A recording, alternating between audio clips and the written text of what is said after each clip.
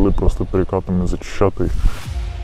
Спочатку адреналін, страх, а потім якось воно прикольно так стало. В тій хаті є все-таки росіяни. Це було, коротше, рвань сумасшедшая.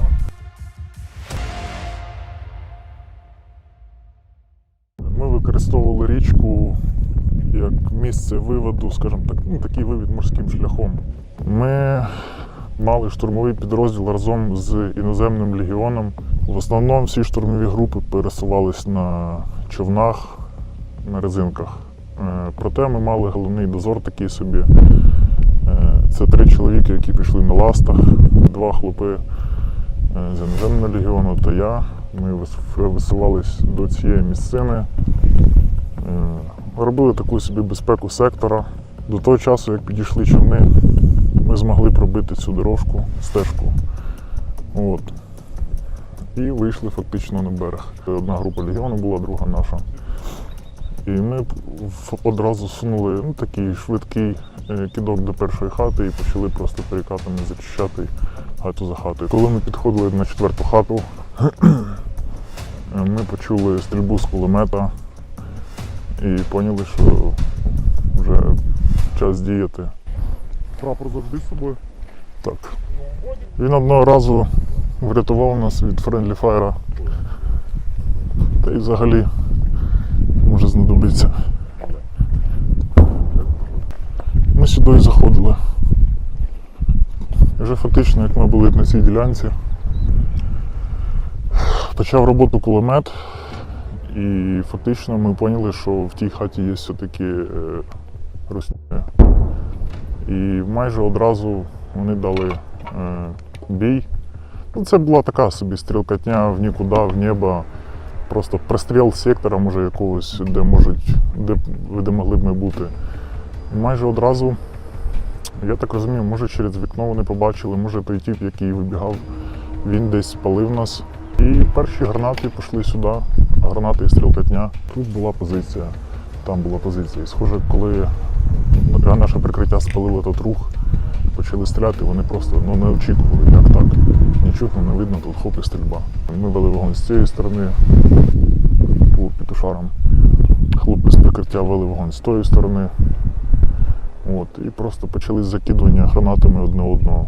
Спочатку адреналін, страх, а потім якось воно прикольно так стало. Чуваки з легіону, вони застосували вже перший раз тоді Матадор. І вон та діра, там де мало бути вікно, то був Матадор. Ті придурки, що тут сиділи, їх було 8 чоловік, і вони нічого ліпшого не знайшли, як просто сидіти в хаті і по черзі вискакувати, відкидуватися гранатами і відстрілюватися. Тактика на вищому рівні. В ту хату що тільки не летіло? Матадор, 7, куча гранат, 6-зарядник. Це було, коротше, рвань сумасшедшая. Ми почали просуватись трохи далі. Ми вийшли звідси. Тобто, десь тут був початок, зав'язався бій, то трошки.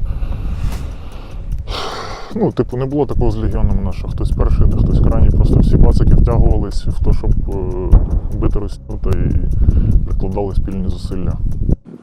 Був прикол з цими воротами. Я їх тричі намагався вибити. Вони такі стояли тут. Я ж думаю, всі серйозні ребята. Питався з ноги тричі відкрити, проте не вийшло. Вони просто грали, пропружинювали і все. І хлоп з іноземців каже, чувак, там є щеколдочка, просто підніми її. Я підходжу і просто піднімаю, ворота просто самі відкриваються. Це так.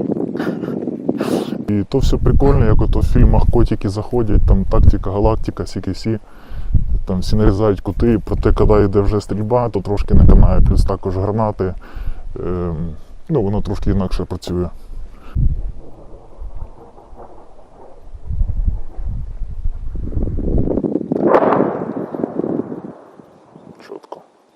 Тут лишались хлопи на прикриття.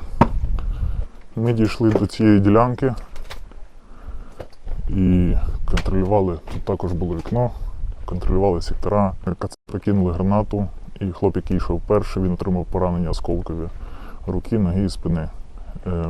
Ми витягнули його, проте ми зрозуміли, що ми тут заблоковані, ми просто не зможемо далі піти, тому що тут гранатами нам не дадуть сюди зайти. І після того, як хвилин 10 ми перестрілювались тут, ми закликали їх здатися, Вони склали зброю. Перші двоє вийшли, крикнули, що вони живі, з ними все добре. Потім вийшла решта. І ми забрали полонених. І той тіп, який здох там, він вже лежав тут, проте він отримав осколкові поранення, видно. Ось цей чувак трохи втомився. Мав бути полоненим, проте він мав поранення смертельне, він просто, не дожив до евакуації. І він здох майже одразу, я не знаю, може через годину після того, як сюди приволочили. Тут я зустрічав піхоту, мав показати, де їм треба закріпитися, де їм треба катнути окопи. Проте так і не встигли. Я поняла, що тут вже працюють хлопи, що треба нас зупиняти якось, проте штурмові групи ще пройшли до перехрестя і на перпендикулярну вулицю. Вони там закріпились, і нам потрібна була піхота, щоб ми йшли далі, тому що ми не могли перекривати своїми силами і утримувати ці позиції. Ми розраховували на сухопутний коридор. Проте ми знали, що там є міни, і інженера просто не могли туди навіть вийти, пробити тропи, тому що тут трошки стріляли. І всі спроби вийти, будь-який рух біля цих домівок, він просто супроводжувався артою.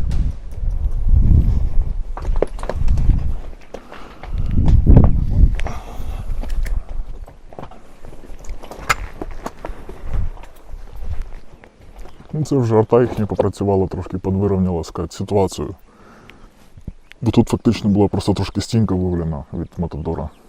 Ця кімната ще ціла була, і ця. Вікна побиті, понятно, такі. Потім вони, за допомогою артилерії трошки поправили состояння.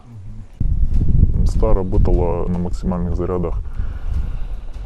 І часом так здавалося, що ми чуємо вихід і одразу приход. А проте то ми здавали, то так здавалося, як танк працює. Ми довго харились на той і на керування цієї операції передавали чуваки, нам потрібно знайти цей танк і знищити, тому що ми не можемо йти далі. Просто вони нас закрили тут і рівняють. Вони довго шукали, потім просто чисто випадково знайшли, що це була Мста, яка працювала на максимальних зарядах. І так сталося, що коли ми чули вихід, це був вже другий снаряд.